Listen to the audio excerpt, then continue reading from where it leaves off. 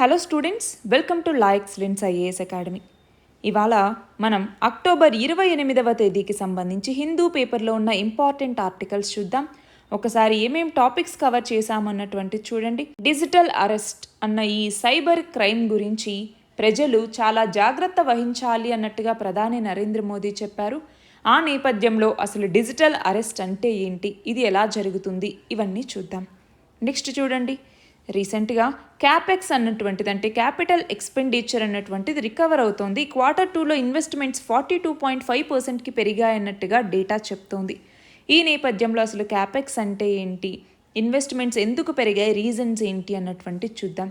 Next చూడండి, WHO limit కన్నా కూడా ఎయిర్ పొల్యూషన్ ఢిల్లీలో 10 రెట్లు ఎక్కువ పెరిగింది అంటున్నాం. ఆ నేపథ్యంలో ఢిల్లీ పొల్యూషన్ వెనకాల ఉన్నటువంటి కారణాలు ఏంటి అన్నటువంటిది చూద్దాం. అలానే India's nature conservation index rank అన్నటువంటిది 176గా ఉంది. మరి ఈ నేపథ్యంలో ఎందుకింత లీస్ట్ ర్యాంక్స్లో మనం పడిపోయాం అన్నటువంటిది చూద్దాం. అలాగే కార్బన్ క్రెడిట్స్ అంటే ఏంటి, కార్బన్ క్రెడిట్ ఉంటే మనం ఎంత ఎమిషన్స్ అయినా చేయొచ్చా అన్నటువంటి దిశగా ఆలోచిద్దాం. బియాండ్ ఇంటాక్సికేషన్, ఇది ఇండస్ట్రియల్ ఆల్కహాల్కి సంబంధించినటువంటిది. రీసెంట్గా సుప్రీంకోర్టు ఇచ్చినటువంటి జడ్జిమెంట్ నేపథ్యంలో ఈ ఆర్టికల్ చూద్దాం. అలానే ఈ బస్ ఇనిషియేటివ్ ఏదైతే రీసెంట్గా తీసుకొచ్చారో ఈ ఎలక్ట్రిక్ వాహనాల పెరుగుదలకి సంబంధించి ఆ నేపథ్యంలో ప్రైవేట్ సెక్టార్ యొక్క రోల్ ఏంటి అన్నటువంటిది చూద్దాం. చివరిగా FMCG ఫాస్ట్ మూవింగ్ కన్జ్యూమర్ గూడ్స్కి సంబంధించి చూద్దాం. అసలు ఫాస్ట్ మూవింగ్ కన్జ్యూమర్ గూడ్స్ అంటే ఏంటి, వీటి వల్ల ఉండేటటువంటి ప్రాబ్లమ్స్ ఏంటి, ఇవన్నీ కూడా మనం ఈ వీడియోలో చూద్దాం.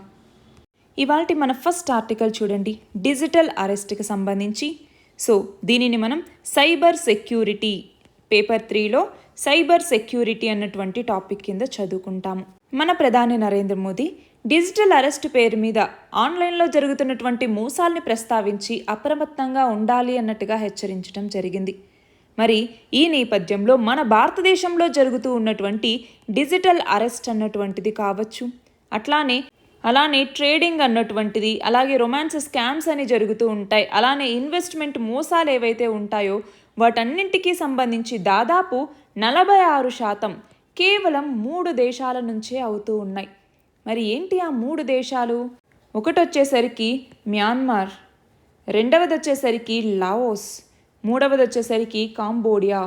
ఈ 3 దేశాల నుంచే అత్యధికంగా ఇలాంటివి జరుగుతూ ఉన్నాయి. మరి ఇప్పటిదాకా బాధితులు దీనివల్ల 1776 కోట్లు నష్టపోయారు.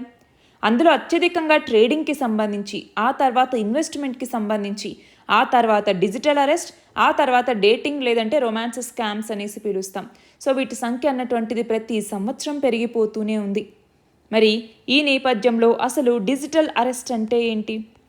డిజిటల్ అరెస్ట్, ఈ డిజిటల్ అరెస్ట్లో సైబర్ నేరగాళ్ళు ఎవరైతే ఉంటారో వాళ్ళను ఒక అఫీషియల్ లాగా, ఫర్ ఎగ్జాంపుల్ పోలీస్ లాగానో, ఎన్ఫోర్స్మెంట్ డైరెక్టరేట్కి సంబంధించో, CBIకి సంబంధించో ఆ సంస్థకి సంబంధించినటువంటి సభ్యులం అన్నట్టుగా పోర్ట్రేట్ చేసుకుంటారు వాళ్ళు. సో మీరు పలానా స్కామ్లో ఇరుక్కున్నారు, ఫర్ ఎగ్జాంపుల్ డ్రగ్స్ కేసులో ఇరుక్కున్నారనో, లేకపోతే మర్డర్ కేసులో ఇరుక్కున్నారనో, లేకపోతే ఇంకేదైనా కావచ్చు. సో ఆ టైంలో ఎదుట ఉన్నటువంటి వ్యక్తిని భయపెట్టి వాళ్ళ కంట్రోల్లోకి తెచ్చుకొని మనీని తీసుకోవటానికి ట్రై చేస్తారు. సో ఆర్థికంగా జరుగుతున్నటువంటి మోసాలే ఈ డిజిటల్ అరెస్ట్ అన్నటువంటివి. సో ఎదురుగా ఉన్నటువంటి వ్యక్తి ఏమవుతారు, సెల్ఫ్ అన్కాన్షియస్ అయిపోతారు. దాంతో భయంలో ఉండగానే వాళ్ళ దగ్గర నుంచి మనీని దోచుకోవటమే ఈ డిజిటల్ అరెస్ట్ అన్నటువంటిది, సింపుల్గా చెప్పాలి అంటే. ఇది మాత్రమే కాదు, తప్పుడు ఎంప్లాయ్మెంట్ అవకాశాలను చూపిస్తూ రిక్రూట్మెంట్ చేసుకోవటం అన్నటువంటిది పెరిగిపోతుంది ఈ మధ్య. ఫర్ ఎగ్జాంపుల్ హైదరాబాద్కి చెందినటువంటి ఒక వ్యక్తిని సైబర్ నేరగాలు బెదిరించి 24 గంటలు అరెస్ట్ చేశారు. మనం చూస్తే అతనికి చాలా మెసేజ్లు వచ్చినా అవి స్పామ్ అని పట్టించుకోలేదు. ఆ తర్వాత ఒక కొరియర్ ఏజెంట్ ముంబై పోలీసులు ఫోన్లు చేస్తున్నట్టుగా అతనికి ఫోన్లు అనేవి వచ్చాయి. అతని ఆధార్ నెంబర్కి మనీ లాండరింగ్తో సంబంధం ఉంది, ఖాతాని చెక్ చేసే వరకు వాట్సాప్ వీడియో కాల్లో అలానే కొనసాగాలి అన్నట్టుగా చెప్పి, అతన్ని ఇంటి నుంచి దూరంగా వచ్చి ఒక చోట ఉండాలి అన్నట్టుగా సూచించి, బ్యాంకులు తెరిచే వరకు ఉండాలి అన్నట్టుగా అతన్ని బెదిరించడం జరిగింది. ఆ తర్వాత సడన్గా కాల్ కట్ అయింది. దాంతో బాధితుడు సైబర్ పోలీసుల్ని ఆశ్రయించడం జరిగింది. అయితే బ్యాంకులు అన్నటువంటి మూసి ఉండటంతో అతని ఖాతా నుంచి డబ్బులు అన్నటువంటిది అప్పుడు పోలేదన్నమాట. సో అలాగా ఇలాంటి మోసాలు అన్నటువంటివి చాలా జరుగుతూ ఉన్నటువంటి నేపథ్యంలో జాగ్రత్తగా ఉండాల్సిన అవసరం అన్నటువంటిది ఉంది. So fishing attacks for example, మనకి ఒక లింక్ అన్నటువంటిది వస్తుంది, లింక్ మీద క్లిక్ చేయండి, ఇదిగో ఇన్ని లక్షలు గెలుచుకున్నారు అన్నట్టుగా, లేదంటే ఇదిగో ఈ గిఫ్ట్ అన్నటువంటిది వస్తుంది ఓపెన్ చేయండి అన్నట్టుగా, ఇలా ఇష్టం వచ్చినట్టుగా లింక్స్ అన్నటువంటివి అనాథరైజ్డ్ సోర్సెస్ నుంచి వస్తాయి. సో వాటిని పట్టించుకోకూడదు. అండ్ లెజిబుల్గా ఉన్నటువంటి ఏ సంస్థ కూడా ఇమ్మీడియట్గా డబ్బులు కావాలి అన్నటువంటిది కోరదు. సో ఇది కూడా మనం గమనించాలి. మన నెక్స్ట్ ఆర్టికల్ చూడండి, ఎకానమీకి సంబంధించి. సో ఇక్కడ ఏమంటున్నారు, సెకండ్ క్వార్టర్లో 42.5% క్యాపెక్స్ రికవర్స్ అన్నటువంటివి పెరిగాయి అన్నట్టుగా చెప్తూ ఉన్నారు. ఈ నేపథ్యంలో అసలు క్యాపెక్స్ అంటే ఏంటి? క్యాపెక్స్ అంటే ఎఫెక్టివ్ క్యాపిటల్ ఎక్స్పెండిచర్ అనేసి పిలుస్తూ ఉంటాము. సో మన గవర్నమెంట్ ఇన్వెస్ట్మెంట్స్ మీద ఎలా స్పెండ్ చేస్తుంది, ఆ ఇన్వెస్ట్మెంట్స్ కూడా ఎలాంటివి, లాంగ్ టర్మ్ అసెట్స్ లేదంటే లాంగ్ టర్మ్ ఇన్ఫ్రాస్ట్రక్చర్ మీద, లేదా గ్రాంట్స్ ఏవైనా స్టేట్స్కి ఇచ్చినా దాంతో క్యాపిటల్ అసెట్స్ని స్టేట్స్ క్రియేట్ చేసుకోవాలనుకుంటే అలాంటి ఇన్వెస్ట్మెంట్స్ ఏవైతే ఉన్నాయో వాటి మీద పెట్టేటటువంటి ఖర్చుని ఎఫెక్టివ్ క్యాపిటల్ ఎక్స్పెండిచర్ లేదా క్యాపెక్స్ అనేసి పిలుస్తూ ఉంటాము. సో ఈ క్యాపెక్స్ ఇన్వెస్ట్మెంట్స్ అన్నటువంటివి పెరిగాయి. అందులో ప్రైవేట్ సెక్టార్ ఇన్వెస్ట్మెంట్ అన్నటువంటిది దాదాపు 22.2% పెరిగిందనమాట. దాంతో టోటల్ ఇన్వెస్ట్మెంట్స్ కూడా పెరుగుతూ వచ్చాయి. చూడండి గవర్నమెంట్ క్యాపెక్స్ అన్నటువంటిది ఎలా పెరుగుతూ వచ్చింది అన్నటువంటిది ఇక్కడ మనం గమనించవచ్చు. సో జనరల్గా క్యాపిటల్ ఎక్స్పెండిచర్ అంటే ఏంటి, మనం machinery, equipment, buildings, health facilities, education, roads ఇలాంటి వాటి కన్స్ట్రక్షన్ కోసం పెట్టేదాన్ని మనం క్యాపిటల్ ఎక్స్పెండిచర్ అనేసి పిలుస్తాం. ఇది మోస్ట్లీ లేబర్ ఇంటెన్సివ్ అనమాట. సో దీనికి ఎక్కువ పేషెన్స్ కావాలి, ఎక్కువ ఫినాన్సెస్ కావాల్సి ఉంటుంది. సో మనకి ఎగ్జామ్లో అడగచ్చు అనమాట, గవర్నమెంట్ క్యాపిటల్ ఎక్స్పెండిచర్ యొక్క రోల్ ఏంటి ప్రైవేట్ సెక్టార్ ఇన్వెస్ట్మెంట్ పెరగటానికి అన్నట్టుగా అడిగితే మనం ఆన్సర్ చేయగలగాలి. మన నెక్స్ట్ ఆర్టికల్ చూడండి, ఢిల్లీ ఎయిర్ పొల్యూషన్కి సంబంధించి. సో దీనిని మనం ఎన్వైరన్మెంట్ అన్నటువంటి సబ్జెక్ట్లో లింక్ చేసుకుంటాము. సో ఢిల్లీ ఎయిర్ పొల్యూషన్కి సంబంధించి WHO లిమిట్ కన్నా 10 times ఇక్కడ ఎయిర్ పొల్యూషన్ ఉంది అనేసి చెప్తూ ఉన్నారు. మరి ఆ నేపథ్యంలో అసలు ఎయిర్ పొల్యూషన్ అంటే ఏమిటి? వాయు కాలుష్యం అంటాము. అంటే ఏంటి? కెమికల్స్, పర్టికులేట్ మ్యాటర్ లేదా బయాలజికల్ మెటీరియల్స్ ఏవైనా కూడా అట్మాస్ఫియర్లోకి రిలీజ్ అవ్వటం వల్ల అది హ్యూమన్స్కి డిస్కంఫర్ట్ కలిగించినా లేదా డిసీజ్ని కలిగించినా లేదా డెత్కి దారితీసినా దాన్ని ఎయిర్ పొల్యూషన్ అనేసి పిలుస్తాం. మరి ఎయిర్ పొల్యూషన్ని మెజర్ చేస్తారా? మెజర్ చేస్తే ఎలా మెజర్ చేస్తారు అన్నటువంటిది చూస్తే మనకి నేషనల్ ఎయిర్ క్వాలిటీ ఇండెక్స్ అన్నటువంటిది ఉంది. ఎవరు డెవలప్ చేశారు దీన్ని? సెంట్రల్ పొల్యూషన్ కంట్రోల్ బోర్డ్ అన్నటువంటిది 2014లో డెవలప్ చేసింది. ఈ నేషనల్ ఎయిర్ క్వాలిటీ ఇండెక్స్ అన్నటువంటిది మొత్తం 8 పొల్యూటెంట్స్ని పరిగణలోకి తీసుకుని ఎయిర్ పొల్యూషన్ అన్నటువంటిది ఏ మేరకి ఉంది అన్నట్టుగా చూస్తుంది. ఫర్ ఎగ్జాంపుల్ ఇందులో PM10 కావచ్చు, PM2.5 పర్టికులేట్ మ్యాటర్ అంటాం, అతి సూక్ష్మ ధూళి కణాలు అనేసి, అలాగే nitrogen dioxide, sulphur dioxide, carbon monoxide, అలాగే గ్రౌండ్ ఓజోన్ లేదా బ్యాడ్ ఓజోన్ అని పిలుస్తుంటాం ఓజోన్, అలాగే అమోనియా NH3, అలాగే లెడ్ PB. సో ఇలా 8 పరిగణలోకి తీసుకుని ఈ ఎయిర్ క్వాలిటీని మెజర్ చేయటం జరుగుతుంది. మరి ఇప్పుడు ఢిల్లీలో ఎయిర్ పొల్యూషన్ పెరగటానికి రీజన్ ఏంటి అంటే అందరికీ తెలిసినటువంటి టాపికే ఇది. ఒకటి స్టబుల్ బర్నింగ్ అన్నటువంటిది, పంట వ్యర్థాలని తగలబెట్టడం. ఏం చేస్తూ ఉన్నారు? హర్యానా, పంజాబ్ వీటిలోకి వచ్చేసరికి మళ్ళీ వేరే పంటకి టైం ఉండట్లేదు అన్నటువంటి రీజన్తో ఆ పంట వ్యర్థాలు ఏవైతే ఉంటాయో వాటిని సింపుల్గా తగలబెట్టేస్తూ ఉన్నారు. దానివల్ల methane, carbon monoxide, volatile organic compounds, carcinogenic hydrocarbons ఇలాంటి పొల్యూటెంట్స్ అన్నీ కూడా అట్మాస్ఫియర్లోకి రిలీజ్ అవుతూ ఉన్నాయి.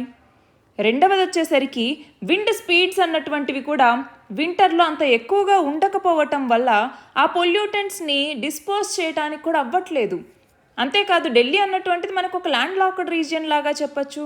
సో జాగ్రఫికల్ అడ్వాంటేజ్ అన్నటువంటిది లేకపోవటం వల్ల ఆ సస్పెండెడ్ పొల్యూటెంట్స్ ఏవైతే ఉంటాయో అవి డిస్పోజ్ అవ్వటానికి కూడా రావట్లేదు. దాంతో అక్కడ ఇంకొంచెం పొల్యూషన్ ఎక్కువ అవుతుంది.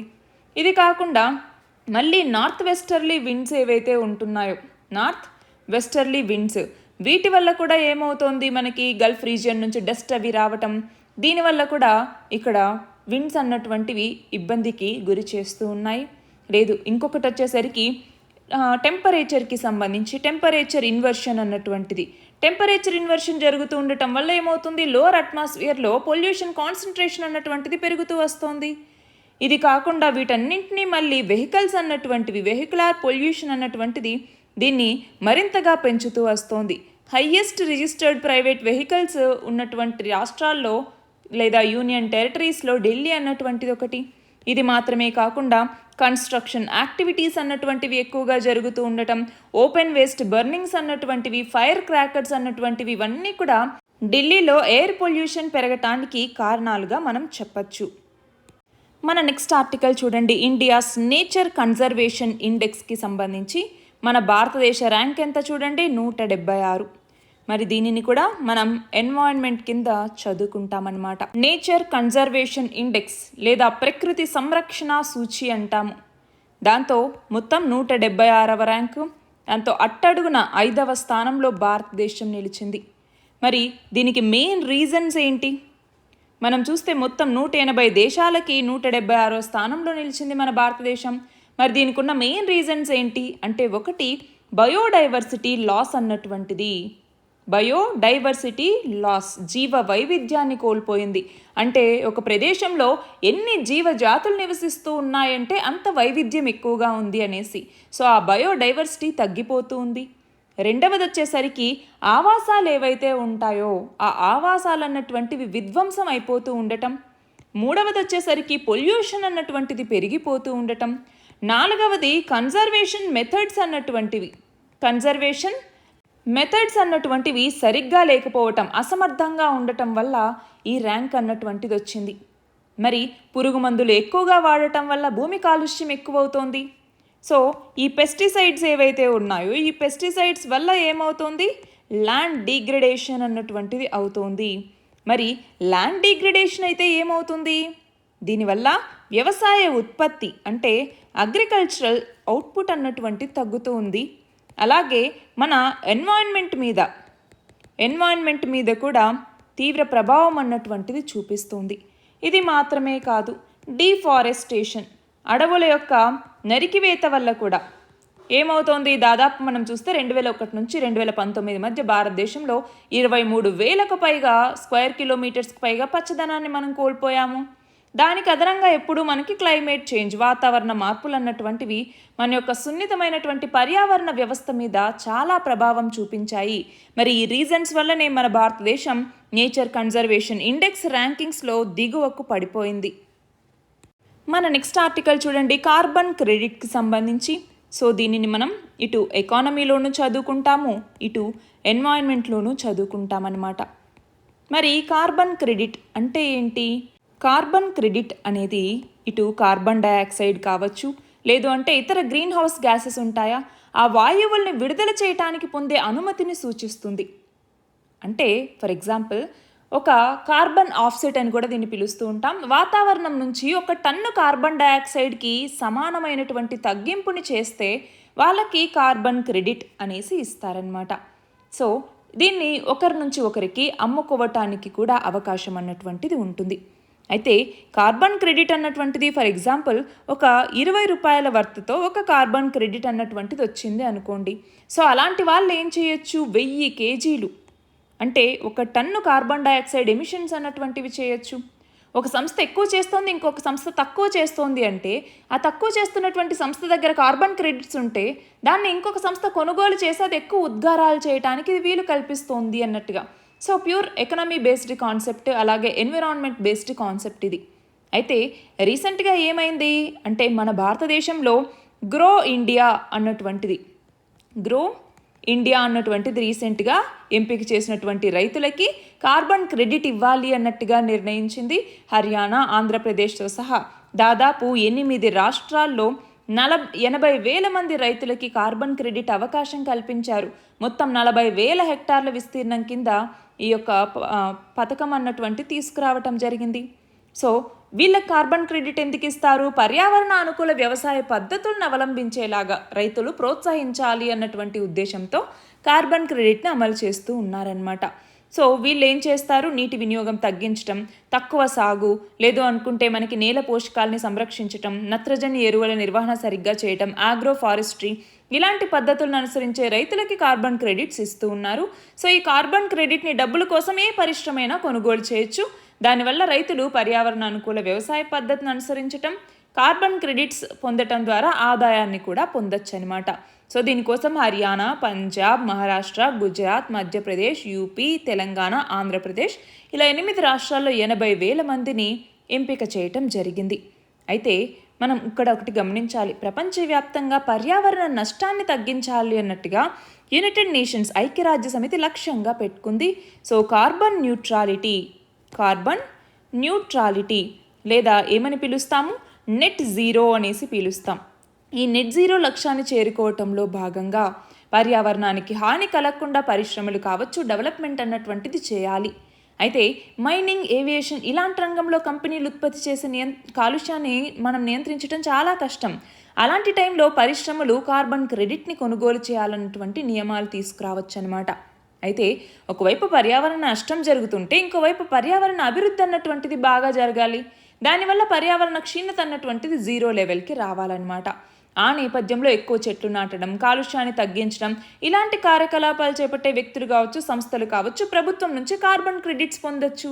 దాన్ని అవసరమైన వాళ్ళు కొనుగోలు చేయొచ్చు అనమాట. సో మనం పర్యావరణ పొదుపు మొత్తాన్ని బట్టి మనకి కార్బన్ క్రెడిట్ ఇస్తారు. ఈ కార్బన్ క్రెడిట్ ట్రేడింగ్ లాగా వ్యాపారాలు, ప్రభుత్వాలు వీటిని ప్రోత్సహిస్తుంది.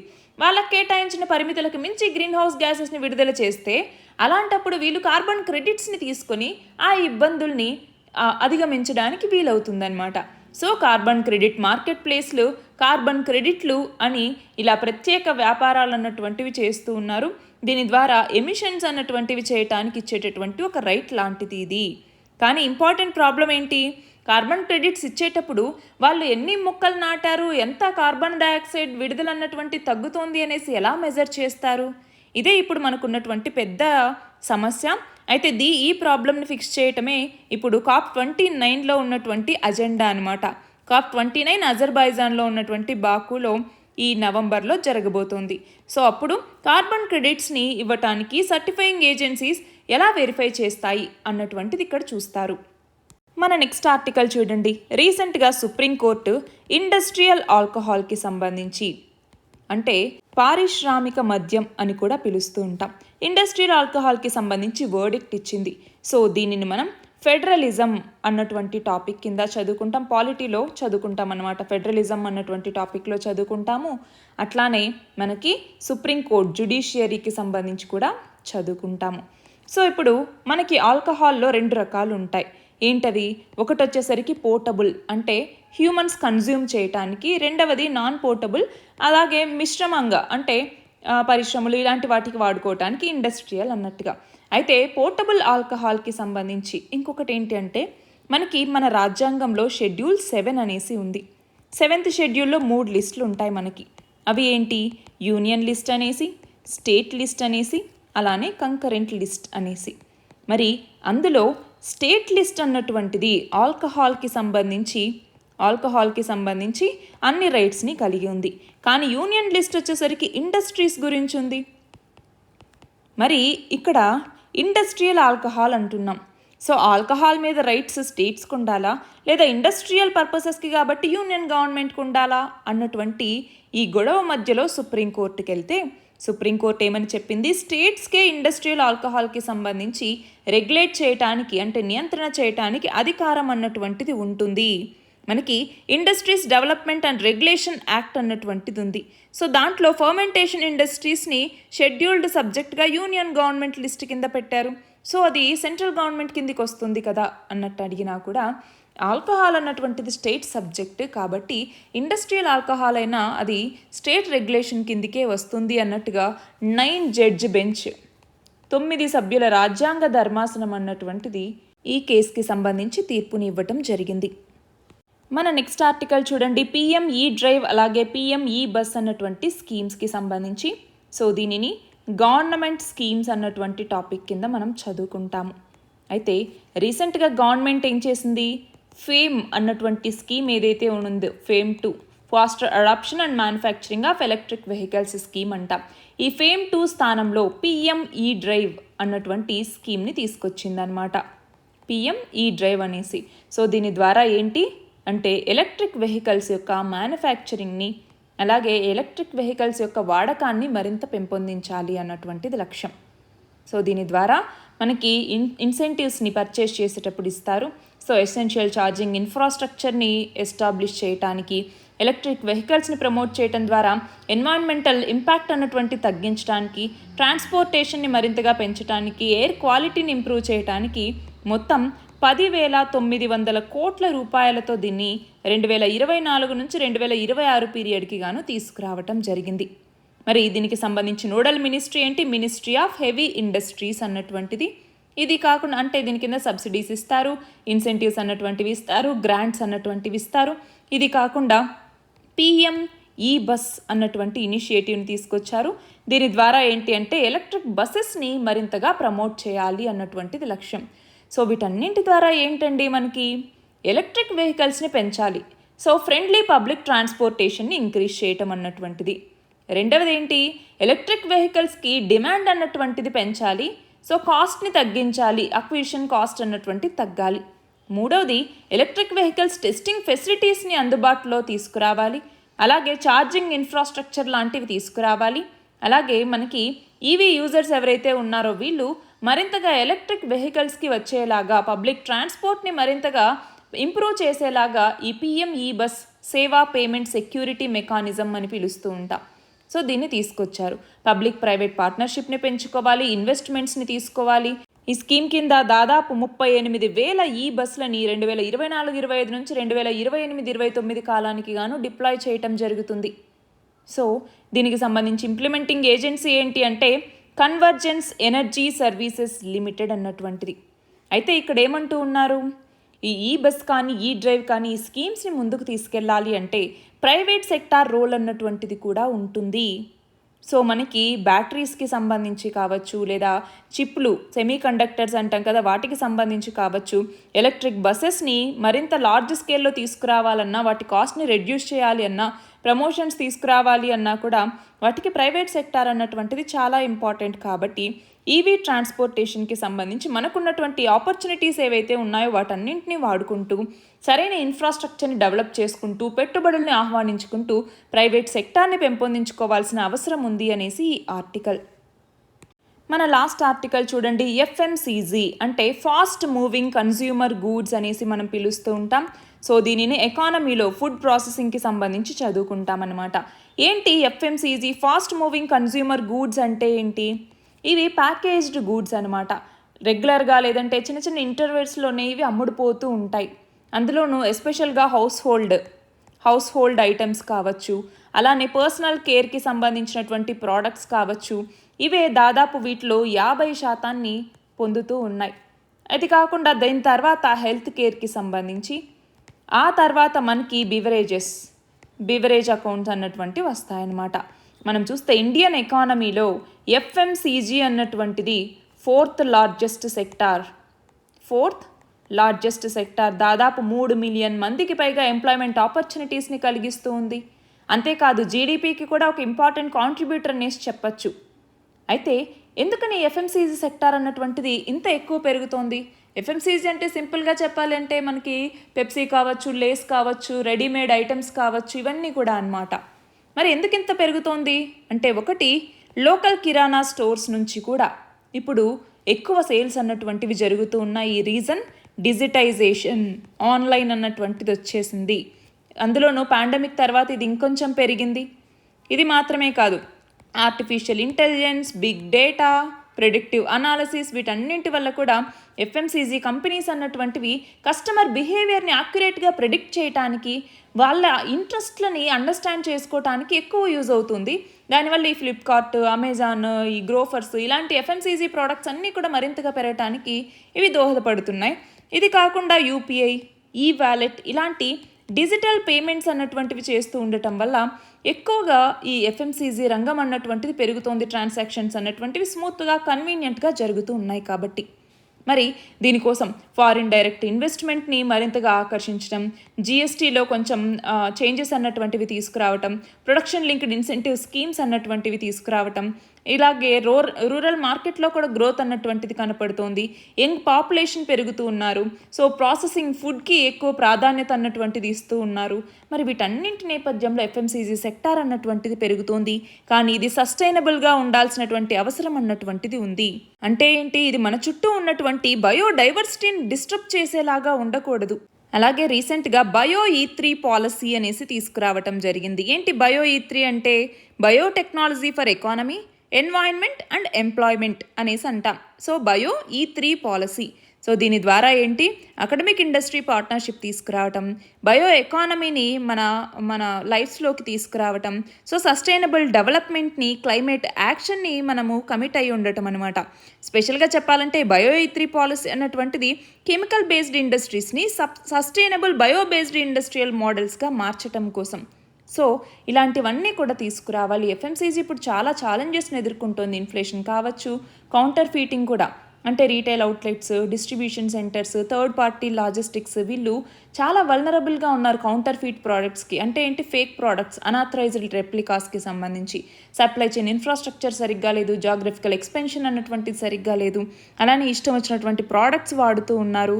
సో ఆ టైంలో మనకి ఈ ఫాస్ట్ మూవింగ్ కన్జ్యూమర్ గూడ్స్లో ఉన్నటువంటి ఇష్యూస్ అన్నింటినీ రిజాల్వ్ చేయాలి. మనం ఒక సస్టైనబుల్ డెవలప్మెంట్ వైపుగా వెళ్ళాల్సినటువంటి అవసరం అన్నటువంటిది ఉంది. సో లోకల్లీ గ్రోన్ సస్టైనబుల్ థింగ్స్ని మనము వాడుకుంటూ ఉండటం, సప్లై చైన్ మేనేజ్మెంట్ ఎఫిషియెంట్గా చేయటం, ఈ కౌంటర్ ఫీటింగ్ డిఫీట్ చేసుకోవటం, సైబర్ సెక్యూరిటీ అన్నటువంటిది ఉంచుకోవటం, ట్రాన్స్పోర్టేషన్ కాస్ట్ తగ్గించుకోవటం, ప్రొడక్షన్ కెపాసిటీని పెంచుకుంటూ ఉండటం, ఇలాంటివన్నీ చేయటం వల్ల మనము ఫాస్ట్ మూవింగ్ కన్జ్యూమర్ గూడ్స్ అన్నటువంటివి పెరుగుతూ ఉన్నా మనం సస్టైనబుల్ డెవలప్మెంట్ వైపుగా వెళ్ళవచ్చు కూడా. ఇవి ఇవాల్టి important articles. All the very best and thank you very much.